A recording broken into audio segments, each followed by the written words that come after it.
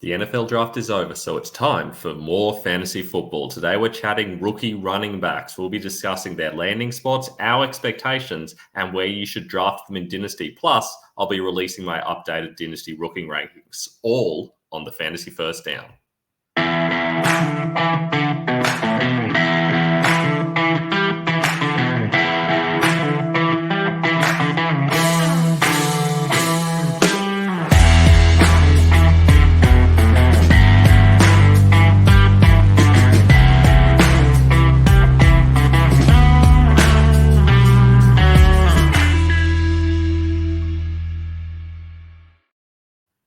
Welcome to the Fantasy First Down. I'm Ben Wasley. Today we're talking running backs. If you haven't already, make sure you like and subscribe on YouTube. Also, make sure you like and follow us on Instagram at the Fantasy First Down and follow us on Twitter at Fantasy First Down with no O.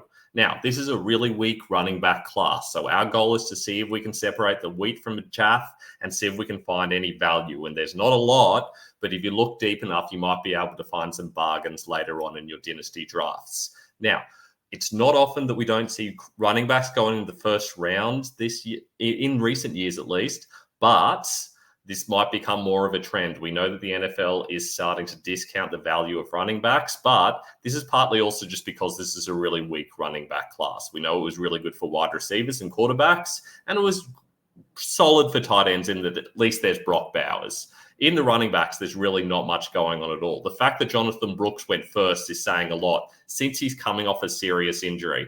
And he goes to an iffy situation. Going to Carolina is not exactly what you want if you're an NFL player, unless you're Xavier Legette, who is apparently absolutely over the moon with that for whatever reason. I guess he is from Carolina.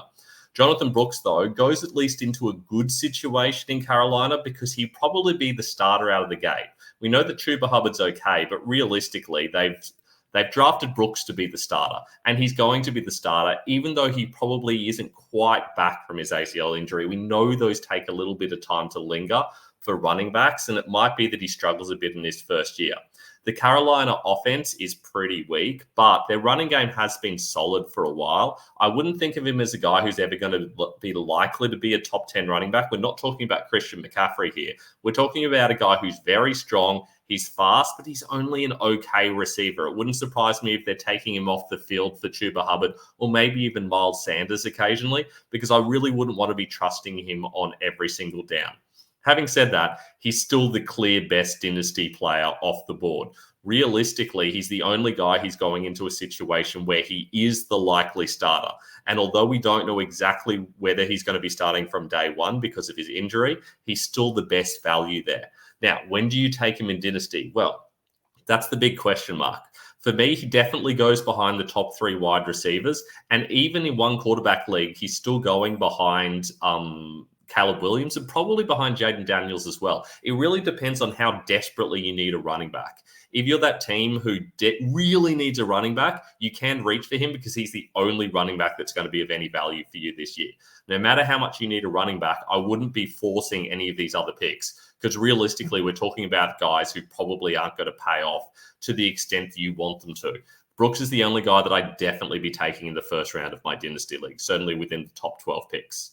Now, Trey Benson was the next guy off the board, and the bookmakers did have him as the favorite to go first for a lot of the draft process. I think that was mainly because of Brooks' injury, and when Brooks was medically cleared by quite a few teams, I think teams were willing to trust in Brooks a little bit more, and he is known to be the more talented back, but Benson is pretty good as well. The landing spot's solid in Arizona. We've seen that James Conner has been very good there, but James Conner is just a really good running back. People tend to forget that because he's had so many injuries, and because he followed Le'Veon Bell in Pittsburgh, it meant that by comparison, he looked kind of average, but he's been very good throughout his career. He just can't stay healthy. And I think this is what Arizona are doing. They're trying to take a little bit of the burden off Conner and putting it onto Benson. This is going to be very much a committee. But we know it's kind of inevitable that James Conner is going to get injured at some stage. We saw when that happened last year, they tried to use Michael Carter. They tried to use Amari DeMarcado. It just plain wasn't working. They needed a guy who could actually step up and handle a proper amount of the load. That's why they've drafted Benson. They also had 1 million picks as well, so they could afford to spend one on a running back. They wasted plenty of other ones, so they might as well at least get a good running back. And Benson is a good running back. For me, he's the second best in this class, just behind Brooks. But given we don't know about Brooks' health, he might even turn out to be the best option. He's quite big, he's strong, he's powerful, and he's a good blocker, which means that he can be out there on passing down, which is valuable. He's not the greatest receiver, but he's good enough to at least take a screen pass or something along those lines, or a little check down. So he is someone that I can have out there on every down. I'd still rather have Connor out there if I had the option in any situation. But realistically, Connor's aging and the Cardinals aren't willing to trust him on every single down. So it makes sense for them to take Benson. Benson's the second guy off the board for me. I'd be taking him early second round, depending on whether it's a super flex league or not. In a super flex league, it's going to drop down a little bit more, depending on your need. If you really need a running back, I'd be willing to take him, but you'd have to be waiting past a lot of the wide receivers. I'd be trading down a little bit. And even then, you're probably not going to get him because someone's going to reach, because they're then going to go, oh, this is the second best running back. This guy must be fantastic. He's not. Now, things get a lot uglier after that. Blake Corum's a guy who's very familiar name for a lot of people who only really watch the college fantasy playoffs. Sorry, just the college playoffs. He's a solid player. He's very small for an NFL running back. And we've seen guys like Devin Singletary make it work by being small. He's not Devin Singletary, but he's a solid player and he's going to do a job. The Rams is a really ugly landing spot for him, though. I don't like that situation at all. It's really hard to believe that they're going to take a lot off the plate of Kyren Williams, who realistically was one of the best running backs in football last year. I realize they don't want Williams out there on every single down, and that's why they're picking up a player, but I think they probably could have been a little bit smarter and waited a little bit longer and got someone else. I know it's a bit of a surprise that Corum lasted as long as he did, but I think it made sense. This is kind of the area I think I expected him to go in, so I'm not surprised that he was a round 3 running back. I think that's about deserved. For Dynasty, for me, he's the third running back off the board. His lack of size is a real issue for me, but he is a good receiving back. And it is possible the Rams will use him as a receiving back because he can block, because he can receive. And that does have some value, especially in PPR leagues. And a lot of Dynasty leagues these days are PPR. So in a PPR league, he's a guy you can pick up, and maybe you can start him in your flex spot or in your RB2 spot if you're desperate on a bye week or something like that. The hope, of course, is that Kyren Williams gets injured. And if that happens, I'd expect that Kyren will take quite a lot of the load. Whether they trust him on the goal line or not, I don't know. We have seen players like Singletary get used there, plus guys like Tyreek Cohen, who's very, very, very small, gets used for his receiving on the goal line, and it might be we see that Corum gets used that way. It's kind of been the Chiefs system. They use a lot of Jerick McKinnon on the goal line because they like to pass the ball. Now, the Rams don't have Patrick Mahomes, but Matthew Stafford's good enough that I'd put the ball in his hands on the goal line if I didn't feel like I had a running back or I could trust to run it in. So in either situation, Corum's at least going to be an option. So that's why he's my third option off the board. The other day 2 running back was Marshall and Lloyd, and this was a little bit of a reach for me. I know he was considered one of the top 5, at least, favorites to be the first running back off the board, but I really just don't see it. He's pretty short. He's quick enough, but I don't know. He's a poor blocker. He's not very strong. He's an okay receiver, but he fumbles the ball quite a lot. I really can't see a situation where this is a good idea. Plus, we know the Packers have a bad history of messing up their running back drafting. A.J. Dillon was a total dud, of course, even though he was drafted way too early in the second round. And we don't even know how Lloyd's going to compare to Dillon in this role. We know that Josh Jacobs is clearly the main guy. Dillon's not a great receiving back, and neither is Jacobs, but it's not like Lloyd's a great receiving back. There are actually great receiving backs in this class. I don't know why the Packers took Lloyd. Do they see him as the Aaron Jones replacement? I don't think so. If they did, they wouldn't have brought in Josh Jacobs. I don't really understand what they're doing. He doesn't really fulfill a role they don't have. I can only imagine he's a change of pace back, and that's not very valuable in fantasy. So for me, he's a little bit further down than quite a lot of other guys. I just don't believe in what he can offer. I don't believe he's talented enough to mean you should reach up for him. Plus, there's already Jacobs and Dillon there, which makes it really scary. It might be a year or two before you really get anything of any value out of him, or some injuries ahead of him. And I understand injuries do happen in fantasy, but I wouldn't be reaching for those players. Jalen Wright's another one that needs injuries in front of him. But we've seen with Raheem Mostert and Devon Achane That can happen. Those guys are going to get injuries. A lot of speed guys are going to get injuries because of how their bodies are built. They're not exactly big guys, Mostert and Achane. So I can see a situation where he might get used. It's certainly better than using the backups that they had last season. We don't need to see any more Miles Gaskin. We don't need to see any more of the many other options that they were bringing in, like Connor. So this makes sense. It makes sense they got one. I wouldn't have taken one this early, but this was the right range for Jalen Wright. It just seems weird to me that the Dolphins gave up a day 2 pick next year to trade back into this round and pick up a guy. That just seems like a weird decision, even though Wright is a talented guy. Realistically, on paper, he's probably the 4th best running back, but it's hard to love a situation where there's 2 elite players in front of you. And I know you don't think of Raheem Mostert as being elite, but in that system, he really is. He was fantastic for fantasy. He was fantastic in the NFL. And we saw how good Achane was. He can break it off from anywhere, and he can absolutely explode in games. So Wright is going to sit behind them in most situations. It shouldn't surprise you that, given this is a Dolphins pick, that Wright is a guy who's very fast. He's very agile. He's an okay blocker. He's not the strongest guy, but he is someone that you can at least trust with the ball. He's going to fulfill that same role as an Achane. He's not really that big bopper that they don't really use anyway, but he's not even like Mostert where he's going to take a lot of downs. I really do think he's a change of pace guy, and it wouldn't surprise me if they use him on special teams quite a lot. I feel like there's a lot of teams that are going to be drafting guys where they're primarily thinking about special teams when they're using them, especially on day 3, because we're going to see a lot more kick returns this year with the change to the kick return rules. So this feels like that might be the situation here. We might see a little bit of Wright in that role, but I do think he is also going to be the 3rd running back for him. And that does give him a little bit of value. And for me, I do like him as a player better than Lloyd, which is why I've got him ranked higher. Now, Bucky Irving is actually a guy that I think has some upside. This might be a little bit of a surprise. This is partly due to the situation. I do feel like there's a legit role here. We've seen with White, he's not really an every down guy. When he was at Arizona State, they used him in a big rotation. He was good in that situation. So they need someone who can take some carries off him. Chase Edmonds wasn't really doing the job. So I'd like the idea of bringing Bucky Irving in and giving him the opportunity to perform. He is a speed player, but what he really does best is an excellent receiver. This is a guy who's going to play on 3rd downs. They're probably going to be able to use him on early downs as a change of pace back as well. And that's going to have some value, especially with Baker Mayfield, who will check the ball down sometimes. So I really like this situation of bringing in a guy who can actually offer something. For me, this is one of actually the best running back picks. It's a really good fit, and I feel like it's a guy who will come in and at least play and perform. Now, even though he's my 4th dynasty back, he's not the guy with the most upside. He's unlikely to be an every down back, and there are guys below him who do have that opportunity to take that role. Even if White gets injured, and that definitely can happen, as we've seen, I don't see Irving being a guy who's going to come and play every single down as a workhorse.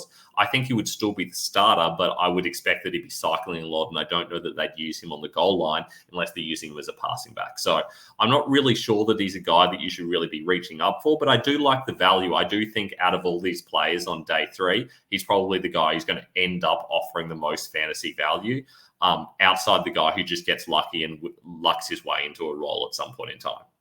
Now, speaking of lucky, Will Shipley gets to go to Philadelphia, which is a nice place to go. And if they're going to outlaw the tush push, that also means it will be a nice place to be a running back, because they've traditionally been pretty good on the goal line with their running backs. But of course, they've been going for it on 4th and 1, 4th and 2 with the tush push the whole time. And that means the running back kind of loses out a little bit. If he gets a few more of those carries, that's going to really add to that value.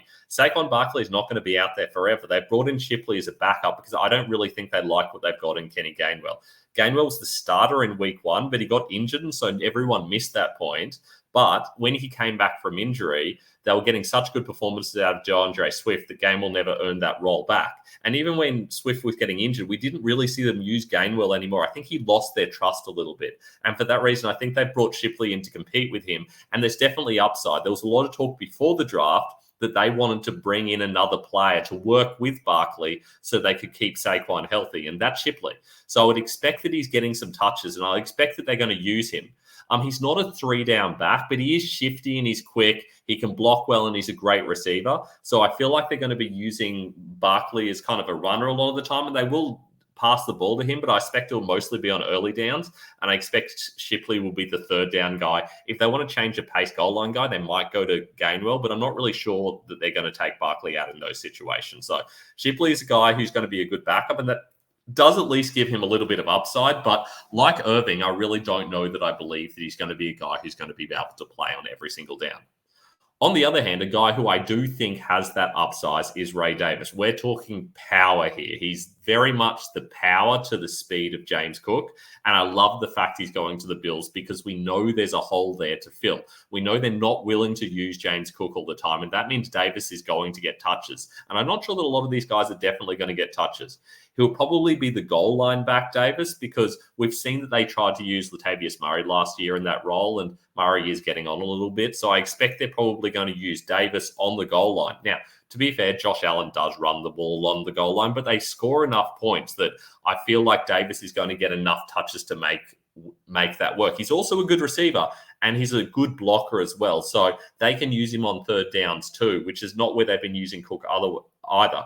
That means there's a lot of high point scoring situation where Davis could be out in the field. So I do like the upside. Plus, they don't have a clear backup signed at the moment. At the moment, it's Ty Johnson.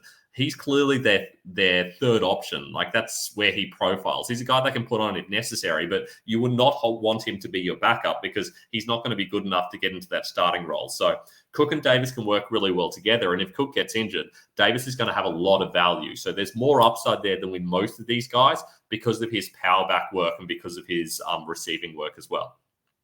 Now, the biggest reach in the fourth round for a running back was Isaac Guerrero. I do not know what they were doing. This is just the 49ers feeling like they just always need to draft day 3 running backs.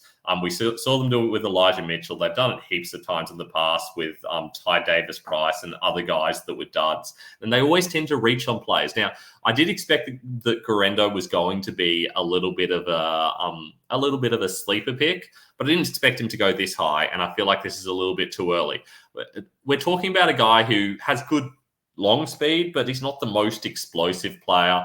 A little bit upright. He's a solid receiver, but I mean, he's not a guy that's particularly shifty either. He's just kind of like a guy that can go out and do some stuff as the backup. I get the feeling they weren't overly happy with Elijah Mitchell by the end, and so possibly they want to bring in someone that's got a little bit of competition for him, and that makes sense. But spending a fourth round pick on them, really, I don't know that really makes sense. The 49ers did have a bit of a dud of a draft, realistically. They brought in a lot of guys that they reached for or that didn't really fulfill actual needs. So I don't understand what they're doing with Guerrero. Now, there's plenty of other guys as well, and a lot more of these guys are going to be guys that you're probably not going to see taken, but they're names that you should know because a few of these guys could find themselves in good starting roles if the right things happen. The first is Braylon Allen, who is someone I expected might go a little bit earlier than this. He's a true big power goal line back. Not the greatest receiver, but very big and very strong. And that's not really Breece Hall's thing. Breece Hall's a little bit of a lightning guy, solid receiver. We're talking about a power guy. This could really hurt Breece Hall and limit his value if they give Braylon Allen the goal line carries. And they could do that because he is good in that role. So I would be watching this space and seeing how they use him. And I'd be feeling a little bit nervous about Breece Hall. Even the first couple of weeks of the season, we see them taking him off for Allen on the goal line or in short yardage situations.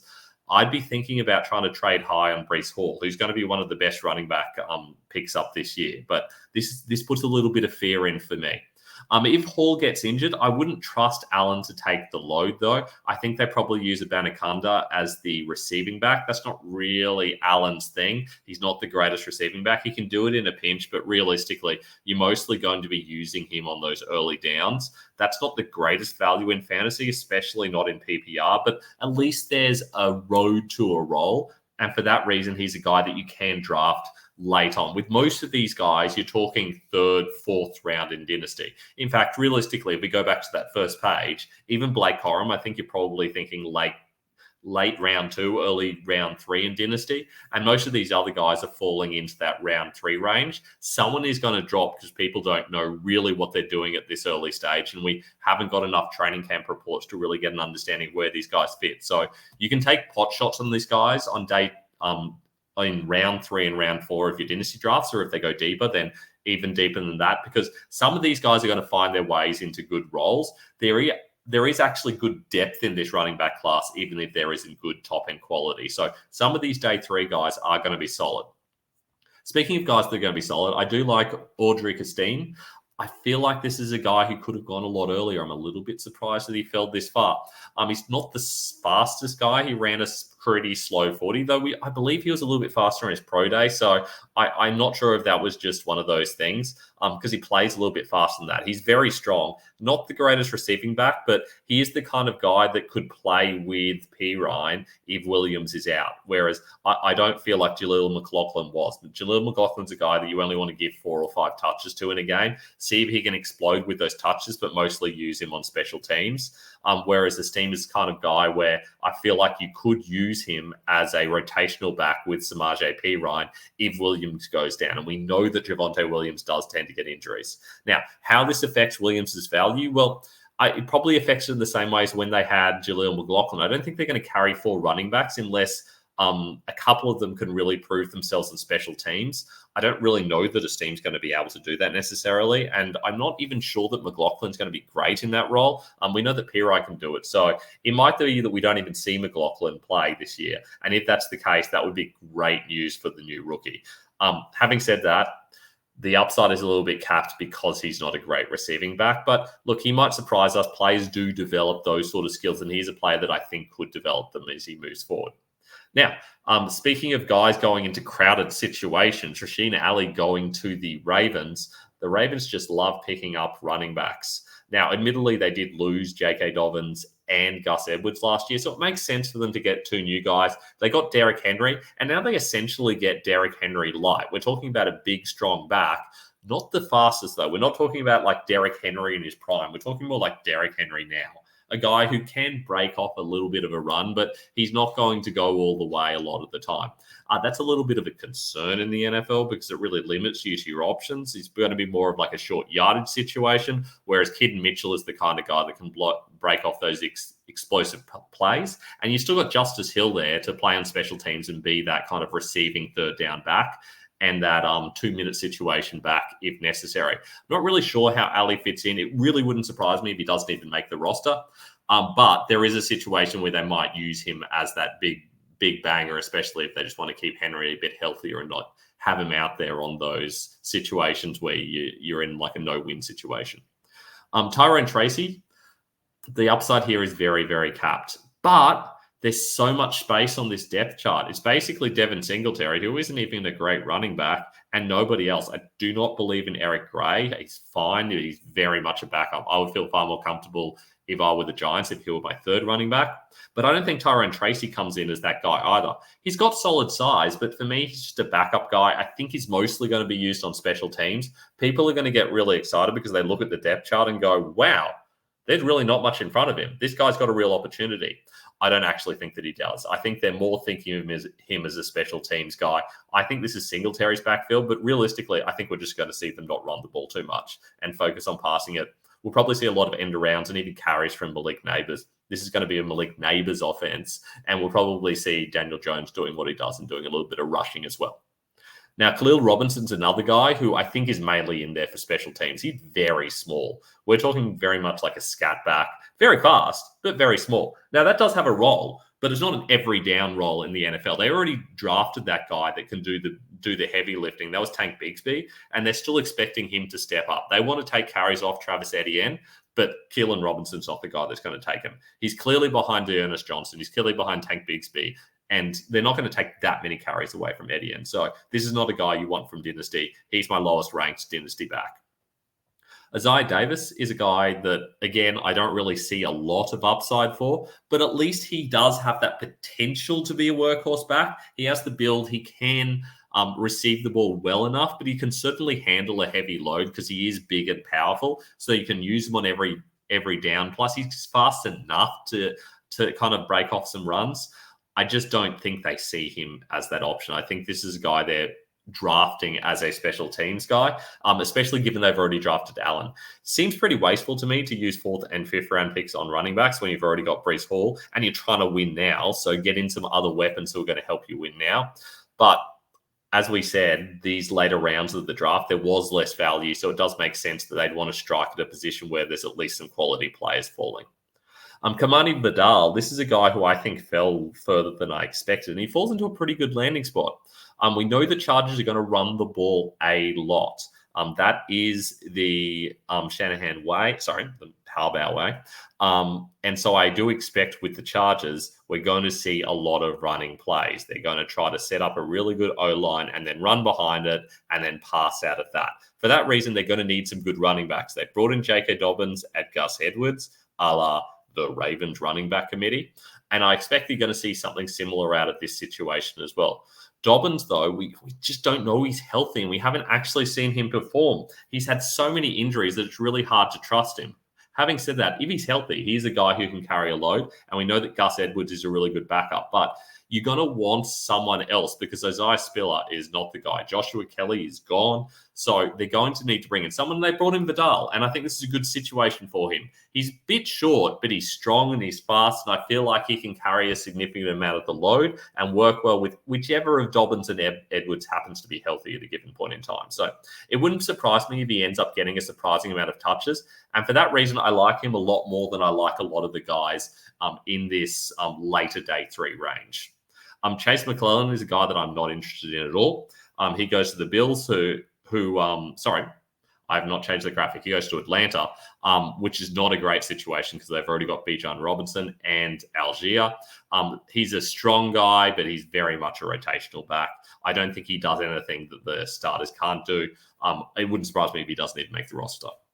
Gerard Jordan, on the other hand, is a guy that I think has a good chance of making the roster because there's a lot of things he can do. He's very quick. He's a change of pace back. I think he's probably going to be able to play on special teams. He's a little bit small, but I at least think like he fills a role. The Texans have really struggled with their backups, especially with Dameon Pierce struggling. So I do think that now they've got in Joe Mixon, they will want someone a little bit quicker to rotate with him because Mixon's getting on a little bit. I don't know that that's Dameon Pierce. It wouldn't surprise me if Dameon Pierce falls out of favor altogether. We know that a good Ben Wasley can do the 2-minute drill stuff. But I feel like Jordan can come in and offer something, mostly as a receiving back. The problem is the upside is very capped, and the chances of that happening is also a little bit low because he fell this far and teams were choosing not to take him ahead of some other players who fill that same role. I think that says something about how the league sees him, and I'm a little bit nervous about what we should expect from him. The last guy, on the other hand, is a guy I really like the look of, and I think he's going into a really good situation. This is Dylan Laube. Now, Laube is a guy who's a fantastic receiving back. He's a guy who can come in and fulfill a role. And I think he's going to take that Abdullah role that we've seen the last couple of years of being that passing down back. They don't have Josh Jacobs anymore. It's Zamir White. And Zamir White is not the greatest receiving back. They might try to develop him into that. But realistically, if there's a clear passing down, they're probably going to go to Laube. They're not going to go to Alexander Madison, I don't think. I'm not even sure what they're doing with Madison, if I'm honest. I feel like there's a real chance that Laube is a guy that they use a lot on passing down. So plenty of upside here. I really like this pick. It's a fantastic value pick for the Raiders, and I like him for Dynasty as well. There is at least a little bit of upside there, especially if White gets injured. It wouldn't surprise me if Laube proves that he can actually play a little bit more on earlier downs as well and get some opportunities. So he's someone you can probably take very, very, very, very late in Dynasty drafts and at least find a little bit of value there, knowing that there's the potential that something might happen. Having said that, most of these guys here are going to go undrafted in your Dynasty leagues, and that realistically is how it should be. Everyone below Esteem, so everyone outside those top 11 backs, I would probably not be touching. Laube's the only other one I consider, and I'd only do that if it's in a pretty deep league where receiving backs are actually guys that get started. In a lot of leagues, you're only starting guys who are actually true every down starters, and your bench is filled with guys who have the upside to be that player, but that's not true of every single league. If you're in a 14 or 16 team league, you're going to have to find someone to start, and that gives Laube a little bit of value. So I do see a situation where you would draft Dylan Laube, but other than that, below those guys, I think in most situations, you're probably not even touching them. So this has been my running back recap. Make sure you subscribe and like this video if you're on YouTube. If you're on Instagram, you can check us out at The Fantasy First Down. You can like and follow. And on Twitter, you can follow us at Fantasy First Down with no O. I'll be back later on with a wide receivers breakdown. There's a lot to talk about there and a fantastic wide receivers class. So I'll hope you will join us for that. I've been Ben Wasley. This has been the Fantasy First.